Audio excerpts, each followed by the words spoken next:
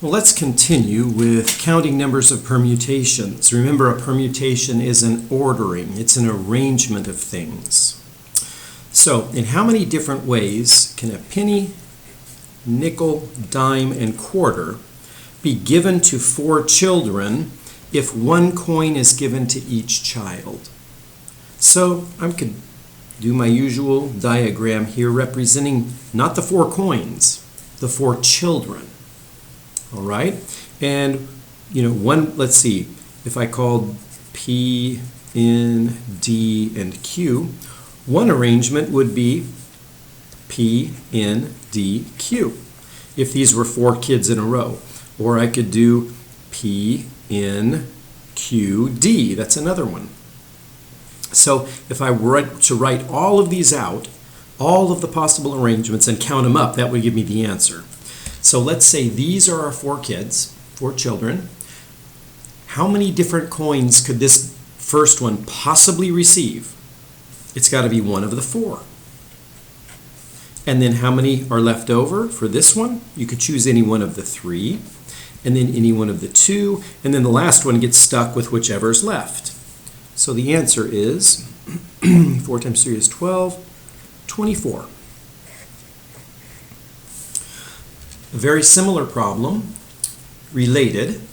A certain building has a rectangular footprint, so that means it has 4 corners. A security guard is needed to stand at each one of the corners, and we could call the corners C1 through C4 if we like. Now, there are 9 security guards available. So, in how many ways can 4 of them be selected to guard the 4 corners? So I could draw a picture of looking down on the building. We need to have a guard here, here, here, and here. So here's the key part. 9 security guards. Let's just pick any one of the corners. How about this one right here? We've got, how many choices do we have? For this, how many guards are available for this corner? Well, there are 9, so just choose one of them. Let's move over to this corner. Now there are 8 left. Here, now there would be 7 left to choose from, and here there would be 6. So, the total number of ways that you could put the 4 guards around these corners is 9 times 8 times 7 times 6. So I'm not going to work that out. You can if you like. Well, maybe I'll do it. 72 times 7 times 6 is 42. Let's see. The 4 security guards, I just want to make one note about this. If you put security guard 1, C1, actually those are the corners. If you put guard number 1 here, guard number 2 here, guard number 3 here, and guard number 4 here, they have names, but I'm just going to call them number 1, number 2, number 3, number 4. That's a different permutation than if you put guard number 1 here, guard number 2, guard number 3, guard number 4. So you can use the same 4 security guards, but if they're in a different configuration here, a different permutation or ordering, that's a brand new permutation, and we've counted them all. And this is a big number. It'd be roughly, let's see, it would be 70 times 40 would be 2,800. So it's quite a large number. All right, now let's start getting into some symbols. The answer to the previous question using symbols is this. Now this has a meaning. We'll define it probably in the next video. Well, we'll define it one way here, but we'll give it a formula in the next video. This is, you can probably figure out what the numbers 9 and 4 represent.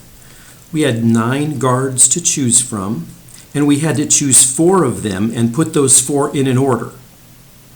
So we read this as we read P94, permutation 9-4, is the permutation or arrangement of 9 things, which in our previous example it was 9 security guards, taken 4 at a time. That's the way we read this. the permutation of 9 things taken 4 at a time. So, we already figured it out up here, but I'm going to write it again.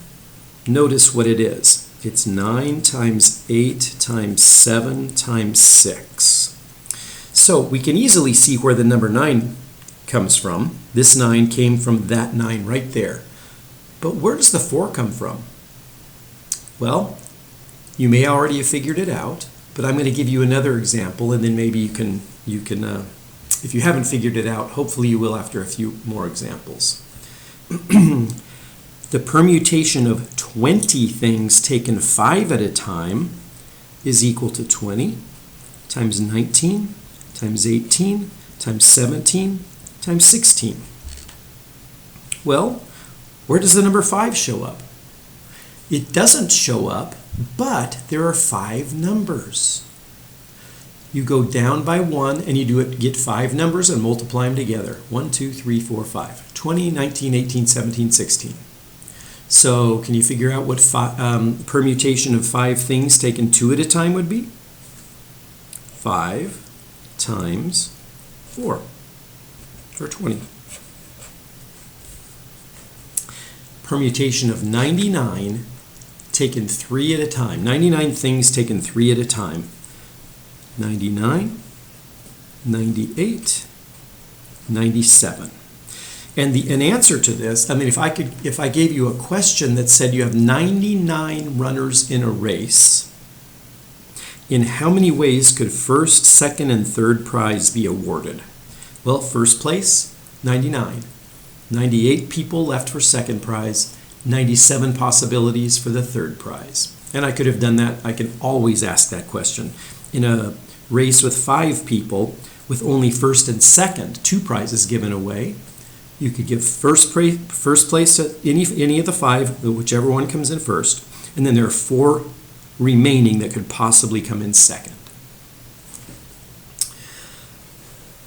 All right, this one you could figure it out by just writing it out, but in P107, the permutation of 100 things taken 7 at a time, the first number, P107, is equal to 100 times, and then a bunch of other numbers, actually 7 other numbers. What would the last number be? Kind of a trick question. You might think, oh, of course it's going to be 93. 100 minus 7. Well, you're 1 off. Let's take a look at this.